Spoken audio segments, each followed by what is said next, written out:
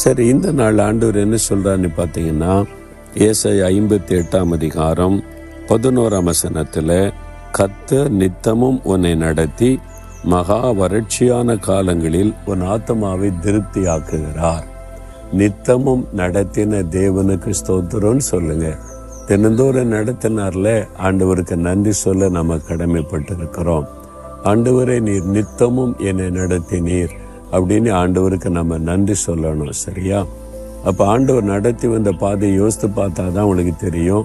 அவர் தினந்தோறும் என்னை நடத்தி இருக்கிறார். உங்களுடைய குடும்ப காரியத்தில், வேலை காரியத்தில், பிஸ்னஸ் காரியத்தில், உங்களுடைய ஊழிய காரியத்தில் ஆண்டவர் நடத்தி வந்ததை யோசித்து பாருங்க. இந்த 1 மாத காலத்தில் தினந்தோறும் அவர் நடத்தினார்.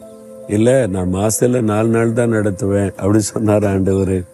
இல்லை, 1 நாள் விட்டு 1 நாள் தான் வருவேன், அப்புறம் மீதி நீ பார்த்துக்க அப்படின்னு சொன்னாரா? இல்லை, தினந்தோறும். அவருக்கு ரெஸ்டே கிடையாது, ஓய்வே கிடையாது.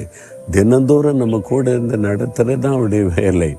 ஒவ்வொருவரோடு கூட இருந்து நடத்துவார். இவ்வளோ ஆச்சரியமான தேவன் இல்லை?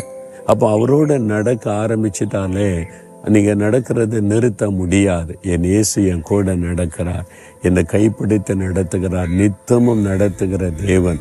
மனதார அவரை ஸ்தோத்திரம் பண்ணுங்க.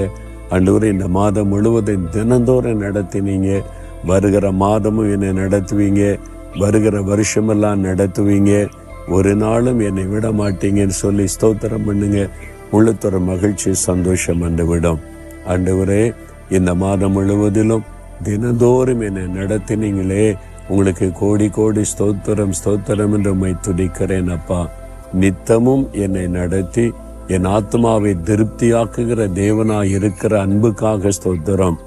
ஆண்டவரே, இந்த மகனை இந்த மகளை நித்தமும் நடத்தினீர், இனிமேல நடத்துவீர். உமக்கு நன்றி. இயேசுவின் நாமத்தில் ஜெபிக்கிறோம் பிதாவே. ஆமேன், ஆமேன்.